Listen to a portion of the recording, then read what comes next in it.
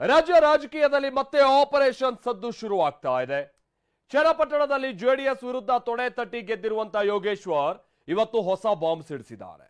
ನನಗೆ ಟಾಸ್ಕ್ ಕೊಟ್ರೆ ಜೆಡಿಎಸ್ ಶಾಸಕರನ್ನ ಕರೆತರೋದಕ್ಕೆ ತಾನ್ ರೆಡಿ ಅಂತ ಹೇಳಿದ್ದಾರೆ. ಆದ್ರೆ ಕಾಂಗ್ರೆಸ್ ನಾಯಕರು ಈ ಆಪರೇಷನ್ಗೆ ಗ್ರೀನ್ ಸಿಗ್ನಲ್ ಕೊಡ್ಬೇಕಷ್ಟೇ ಅಂತ ಯೋಗೇಶ್ವರ್ ಹೇಳಿದ್ದಾರೆ.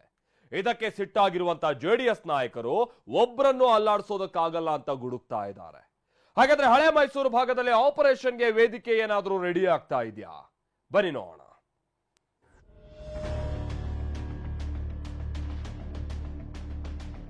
ಜೆಡಿಎಸ್ ಕೋಟೆಗೆ ಕೈಗಾಳ, ಚನ್ನಪಟ್ಟಣದಲ್ಲೇ ದಳಮಳ.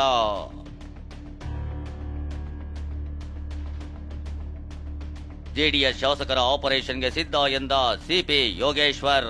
ಬಟ್ ನನಗೇನಾರು ಆ ತರ ಅವಕಾಶ ಸಿಕ್ಕಿದ್ರೆ ಕರ್ಕೊಂಡ್ಬರ್ಲಕ್ಕಂತ ವಿಚಾರದಲ್ಲಿ ನಾನು ಸಿದ್ಧವಾಗಿದ್ದೀನಿ ಅನ್ನೋ ಮಾತನ್ನು ಹೇಳಿ. ಒಬ್ಬ ಶಾಸಕರನ್ನ ಅಲ್ಲಾಡಿಸುವಂತ ದಳ ನಾಯಕರ ಸವಾಲ್. ಯಾರು ಒಬ್ಬರು ಕರ್ಕೋಪ್ಪ ನೋಡೋಣ.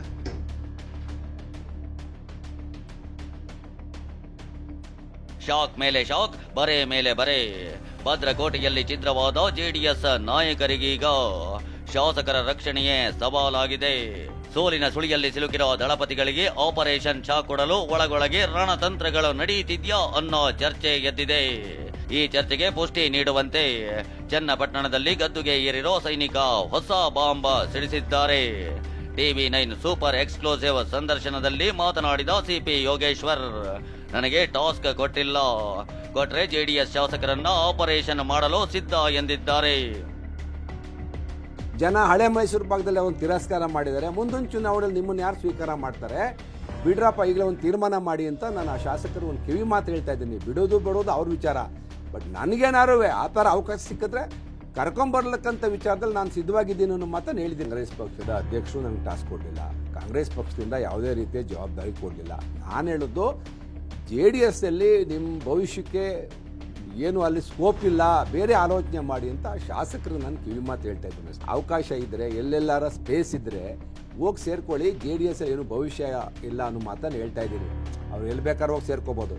ಯಾವುದಾದ್ರು ಒಂದು ಒಳ್ಳೆ ರಾಜಕೀಯ ಪಕ್ಷವನ್ನು ಇಟ್ಕೊಂಡು ಆಶ್ರಯ ಮಾಡ್ಕೊಳ್ರಪ್ಪ. ಇಲ್ಲೇನು ನಾನು ಹೇಳ್ತಾ ಇರೋ ಉದ್ದೇಶ ಇಷ್ಟೇ, ದೇವೇಗೌಡರ ಕುಟುಂಬ ರಾಜಕೀಯವಾಗಿ ಮುಗಿತಾ ಇದೆ, ಕ್ಷೀಣಿಸ್ತಾ ಇದೆ ಕರ್ನಾಟಕದಲ್ಲಿ ಅವ್ರ ಬಲ. ಸಿಪಿ ಯೋಗೇಶ್ವರ ಆಪರೇಷನ್ ದಾಳ ಉರುಳಿಸ್ತಾ ಇದ್ದಂತೆ ರಾಜಕೀಯ ಅಖಾಡದಲ್ಲಿ ಸಂಚಲನ ಸೃಷ್ಟಿಯಾಗಿದೆ. ಯಾವ ನಾಯಕರು ಕೈ ಹಿಡಿಯುತ್ತಾರೆ, ಅದ್ಯಾವ ಜೆಡಿಎಸ್ ಶಾಸಕರು ಪಕ್ಷ ಬಿಡ್ತಾರೆ, ಯಾವ ಕಾರ್ಯಕರ್ತರು ಕಾಂಗ್ರೆಸ್ ಸೇರ್ತಾರೆಂಬ ಚರ್ಚೆ ಗರಿಗೆದರಿದೆ. ಇದಕ್ಕೆ ಪ್ರತ್ಯಕ್ಷ ಸಾಕ್ಷಿ ಎಂಬಂತೆ ದಳ ಮನೆಯಲ್ಲೋ ಆಗ್ತಿರೋ ಕೆಲ ಬೆಳವಣಿಗೆಗಳು ಆಪರೇಷನ್ಗೆ ಶಕ್ತಿ ತುಂಬುತ್ತಿವೆ. ಅದೇನಂದ್ರೆ, ಮೊನ್ನೆಯಷ್ಟೇ ಹುಟ್ಟು ಹಬ್ಬದ ನೆಪದಲ್ಲಿ ಸಿಎಂ ಇಬ್ರಾಹಿಂ ಮತ್ತು GT ದೇವೇಗೌಡಗೆ ಸಿದ್ದರಾಮಯ್ಯ ವಿಡಿಯೋ ಕಾಲ್ ಮಾಡಿದ್ದಾರೆ.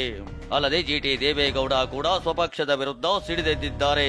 ಹೀಗಾಗಿ GT ದೇವೇಗೌಡ ಮೂಲಕವೇ ಆಪರೇಷನ್ ಶುರು ಮಾಡಲಾಯ್ತಾ ಅನ್ನೋ ಪ್ರಶ್ನೆ ಎದ್ದಿದೆ.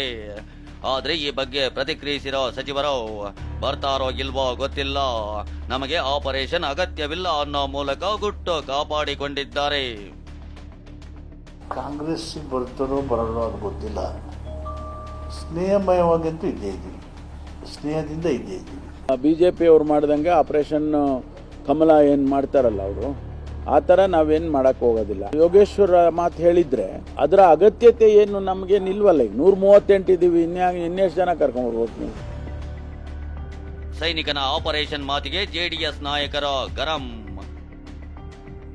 ಒಬ್ಬ ಶಾಸಕನನ್ನ ಅಲ್ಲಾಡಿಸ ನೋಡೋಣ ಅಂತ ಪುಟ್ಟರಾಜ ಸವಾಲ್.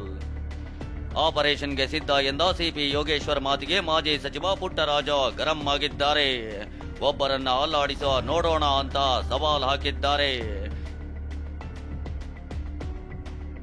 ಜನ ಹಳೆ ಮೈಸೂರು ಭಾಗದಲ್ಲಿ ಒಂದು ತಿರಸ್ಕಾರ ಮಾಡಿದ್ದಾರೆ. ಮುಂದಿನ ಚುನಾವಣೆಯಲ್ಲಿ ನಿಮ್ಮನ್ನು ಯಾರು ಸ್ವೀಕಾರ ಮಾಡ್ತಾರೆ ಬಿಡ್ರಪ್ಪ, ಈಗಲೇ ಒಂದು ತೀರ್ಮಾನ ಮಾಡಿ ಅಂತ ನಾನು ಆ ಶಾಸಕರು ಒಂದು ಕಿವಿ ಮಾತು ಹೇಳ್ತಾ ಇದ್ದೀನಿ. ಬಿಡೋದು ಬಿಡೋದು ಅವ್ರ ವಿಚಾರ.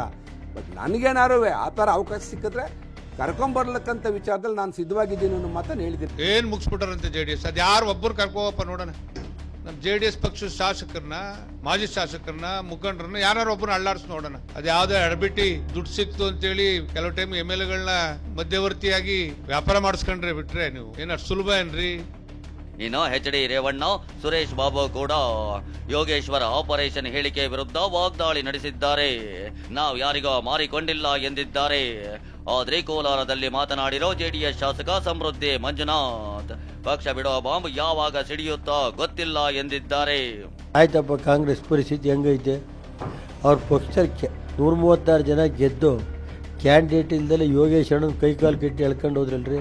ಕಾಂಗ್ರೆಸ್ ಪಕ್ಷಕ್ಕೆ ಈ ಪರಿಸ್ಥಿತಿ ಬತ್ತಲ್ಲಪ್ಪ, ಬೇರೆ ಪಕ್ಷದಿಂದ JDS ಎಳ್ಕೊಂಡು ಹೋಗೋ ಪರಿಸ್ಥಿತಿ ಬಂದೈತಲ್ಲ ಅಂತ ನನಗೆ ಇಂಥ ಒಂದು ರಾಷ್ಟ್ರೀಯ ಪಕ್ಷ ಈ ಸ್ಥಿತಿ ಬತ್ತಾಯ್ತಲ್ಲಪ್ಪ ಅಂತ ನೋವಾಯ್ತೈತೆ ಅಷ್ಟೇ. ಏನು ಜನತಾದಳದ 15 ಜನ ಶಾಸಕರನ್ನ ನೀವು ಟಾಸ್ಕ್ ಕೊಟ್ಟರೆ ಏನು ನಾವು ಕರ್ಕೊಂಬರ್ತೀನಿ ಅಂತಕ್ಕಂಥ ಒಂದು ಭಾವನೆಯನ್ನು ವ್ಯಕ್ತಪಡಿಸಿದರೆ ಖಂಡಿತ ಒಂದು ಹೇಳಲಿಕ್ಕೆ ಬಯಸ್ತೇನೆ, ಜನತಾದಳ ಯಾವತ್ತೂ ಕೂಡ ಯಾರಿಗೂ ಮಾರ್ಕೊಂಡಂಥದ್ದಲ್ಲ. ಪಕ್ಕದ ತಟ್ಟೆಯಲ್ಲಿ ಒಳ್ಳೆ ಮಿಷ್ಟಾನ್ನ ಭೋಜನ ನಮ್ಮ ಪಕ್ಕದಲ್ಲಿ ಬರೀ ಖಾಲಿ ತಟ್ಟೆ ಇದೆ, ನಮಗೂ ಹೊಟ್ಟೆ ಉರಿತಿದೆ, ನಮಗೂ ನೋವಾಗ್ತಾ ಇದೆ.